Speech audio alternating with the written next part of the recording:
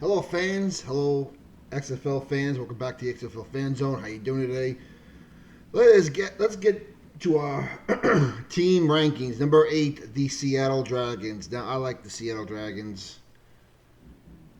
They are 1-4 now, and the reason why the number 8 is, listen, after what I saw last week, and the way Jim Zorn did nothing about that final play, that final 2 seconds, and didn't fight, just is beginning to show me that one, he, like I said, he's like Joe Biden. He doesn't know where he is, doesn't even know what's going on. He's slow calling in plays, and right now I think he's starting to impede the Seattle Dragons themselves. Rick Riley was supposed to be his offensive coordinator. Of course, we know from the San Antonio Commanders and the San Antonio Raiders. He left the team. He took over the play calling duties. Listen, we're going to week 6. It's time to give someone else the play calling duties. You're not cutting it, dude. Uh, I think you're actually impeding the offense. I think you're going to impede B.J. Daniels also. But the way you just totally missed that last play, the way you didn't fight, I'm sorry. Right now, I like the Seattle Dragons. I love the fan base. I'm just not a fan of Jim Zorn. So Seattle is number 8. Number 7, the Tampa Bay Vipers.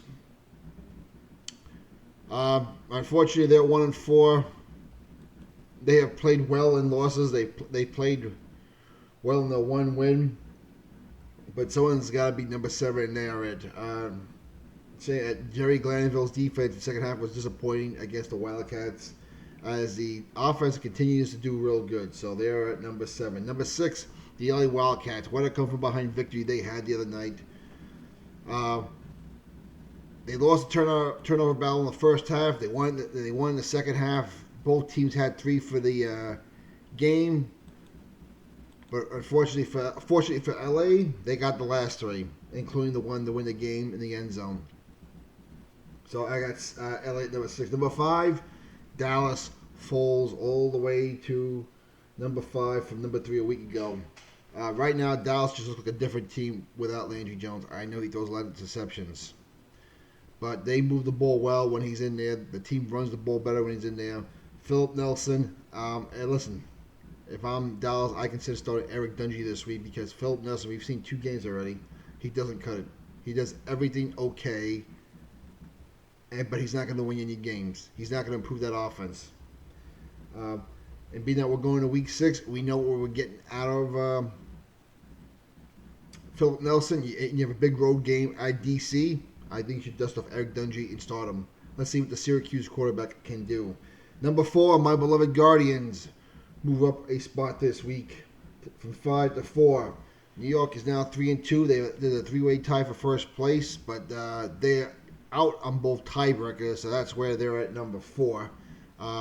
They've lost to both St. Louis and DC. DC's beaten both of them, which is why DC has a tiebreaker in first, and St. Louis has the tiebreaker in second place. Number 3, St. Louis Battlehawks. They moved down 1 spot to number 3 from number 2 last week. Defense played well last week, but their offense didn't show up. A lot of bad penalties, forcing a lot of 3rd and longs. A botched high snap. Of course, Russolino missed his first field goal of the day. So St. Louis goes down to number 3. Number 2, all the way up for number 8 last week, the DC Defenders. I guess they only like to play games at home on their home field right now. They're a totally different team at home. Their offense was not very impressive last week, even when they pulled Cardell Jones and they put in Tyree Jackson. Tyree Jackson was only 9 of 14 for 39 yards. But the DC Defenders did run the ball well, but they need to get that air raid attack offense in gear. Now we're going to go down to the final stretch here. They're in first place only by a tiebreaker, and they still got to play all 4 of their division rivals going down the stretch here. And finally, number 1, of course, the undefeated 5-0 Houston Roughnecks. There's not much else to say here. They just execute better than one. They have P.J. Walker, and whenever you make a mistake against this team, especially in the turnover, they make you pay for it. So Houston is number 1. They've been number 1 since week 1 with me, and pretty much week 1 with everyone else also. So those are your top 8. Now let's get to some news, and some pretty bad news of this overreaction we're seeing over in Seattle.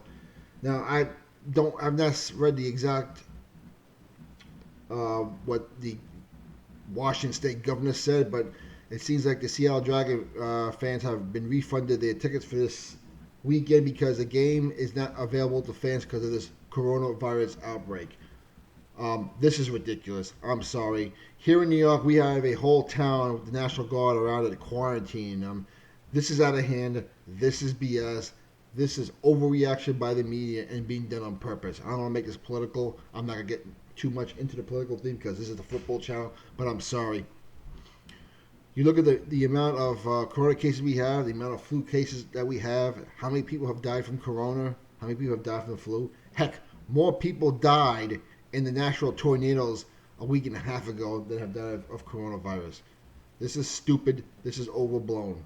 But hey, I just hope this doesn't hurt the XFL. Seattle fans, whatever money you got back, I think you should spend money on home game number 4 or home game number 5, or not. Buy some Seattle Dragon merchandise. Do not let these idiots ruin our league. Don't let these idiots ruin your team. All right, folks, that's all I have for now. We'll talk to you later. I'm hoping MetLife doesn't do the same crap in my area like they did in Seattle. I'm looking forward to this game this week against the Houston Roughnecks. I want to be there to see my team beat potentially the 5-0 Houston Roughnecks. We'll talk to you later, everyone.